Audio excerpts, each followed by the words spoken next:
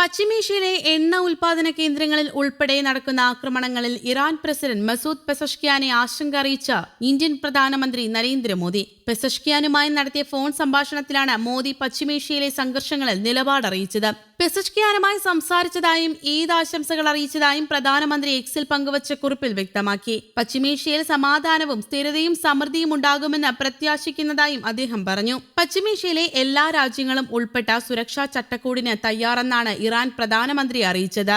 ആണവ നിലയങ്ങൾ അന്താരാഷ്ട്ര പരിശോധനയ്ക്ക് വിധേയമാക്കുമെന്നും ആണവായുധം വികസിപ്പിക്കില്ലെന്നും ഇറാൻ വ്യക്തമാക്കി. ഇറാന് നേരെയുള്ള കടന്നുകയറ്റം പൂർണ്ണമായും നിർത്തണമെന്നും ഇറാൻ ആവശ്യപ്പെട്ടു. പ്രധാനമന്ത്രി നരേന്ദ്രമോദിയാണ് ഇറാൻ പ്രസിഡന്റ് പെസഷ്കിയാൻ നിലപാടറിയിച്ചത്. ഇരുവരും തമ്മിലുള്ള സംഭാഷണത്തിനിടെയാണ് ആണവ പദ്ധതിയുമായി ബന്ധപ്പെട്ട് സുരക്ഷാ ചട്ടക്കൂടിന് തയ്യാറാണെന്ന് അറിയിച്ചത്. ഹോർമൂസ് ഉൾപ്പെടെയുള്ള അന്താരാഷ്ട്ര കടൽപാതകൾ സജീവമാകുന്നത് ഉൾപ്പെടെയുള്ള വിഷയങ്ങൾ ചർച്ചയായതായി മോദി വ്യക്തമാക്കി. മേഖലയിൽ വർദ്ധിച്ചുവരുന്ന സംഘർഷങ്ങളിലും പൗരന്മാരുടെ അടിസ്ഥാന സൗകര്യങ്ങൾ തകർക്കപ്പെടുന്നതിലും പ്രധാനമന്ത്രി ആശങ്ക അറിയിച്ചു. ഇറാന്റെ ഇന്ത്യൻ പൗരന്മാരുടെ സുരക്ഷ ഉറപ്പാക്കുന്നതിൽ ഇറാൻ സ്വീകരിച്ചുവരുന്ന നിലപാടിൽ ഇന്ത്യ സംതൃപ്തി പ്രകടിപ്പിച്ചു.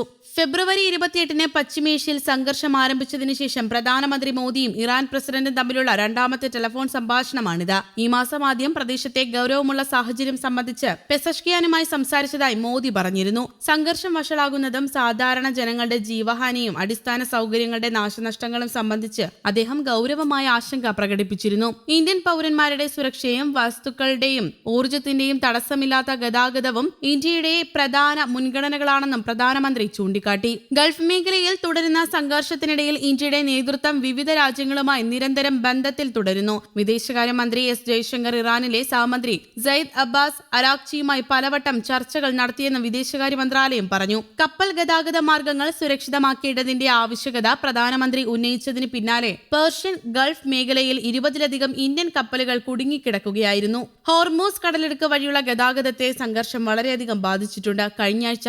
92,712 മെട്രിക് ടൺ LPG വഹിച്ചിരുന്ന ശിവാലിക്, നന്ദാദേവി എന്നീ ഇന്ത്യൻ പതാകയുള്ള കപ്പലുകൾ വിജയകരമായി ഈ കടൽപാത വഴി കടന്ന് ഇന്ത്യയിലെത്തിയിരുന്നു. അതേസമയം മേഖലയിൽ വർദ്ധിച്ചു വരുന്ന ഇറാന്റെ സൈനിക നീക്കങ്ങളും ആക്രമണങ്ങളും ഉടൻ അവസാനിപ്പിക്കണമെന്ന് ഖത്തർ ഉൾപ്പെടെയുള്ള 12 രാജ്യങ്ങൾ ആവശ്യപ്പെട്ടു. ഇറാനിയൻ ആക്രമണങ്ങളുമായി ബന്ധപ്പെട്ട് അറബ്, ഇസ്ലാമിക രാജ്യങ്ങളിലെ വിദേശകാര്യ മന്ത്രിമാർ റിയാദിൽ നടത്തിയ കൂടിയാലോചന യോഗത്തിന് ശേഷമാണ് സംയുക്ത പ്രസ്താവന പുറത്തിറക്കിയത്. Saudi Arabia, Azerbaijan, Egypt, Jordan, Kuwait, Lebanon, Pakistan, Syria, Turkiye, UAE എന്നീ രാജ്യങ്ങളിലെ വിദേശകാര്യ മന്ത്രിമാരാണ് യോഗത്തിൽ പങ്കെടുത്തത്. മേഖലയിൽ സുരക്ഷയും സ്ഥിരതയും കൈവരിക്കുന്നതിനുള്ള ആദ്യപടിയായി ഇറാൻ ആക്രമണങ്ങൾ നിർത്തണം, അന്താരാഷ്ട്ര നിയമങ്ങൾ, നല്ല അയൽപ്പക്ക ബന്ധങ്ങൾ എന്നിവ ഇറാൻ ബഹുമാനിക്കണമെന്നും പ്രതിസന്ധികൾ പരിഹരിക്കാൻ നയതന്ത്ര മാർഗങ്ങൾ സജീവമാക്കണമെന്നും യോഗം ആവശ്യപ്പെട്ടു. ഇറാനുമായുള്ള ഭാവി ബന്ധം, മറ്റ് രാജ്യങ്ങളുടെ പരമാധികാരത്തോടുള്ള ബഹുമാനം, ആഭ്യന്തര കാര്യങ്ങളിലെ ഇടപെടാതിരിക്കൽ, സൈനിക ശേഷി ഉപയോഗിച്ച് അയൽ രാജ്യങ്ങളെ ഭീഷണിപ്പെടുത്താതിരിക്കൽ എന്നിവയെ ആശ്രയിച്ചിരിക്കുമെന്ന് മന്ത്രിമാർ വ്യക്തമാക്കി.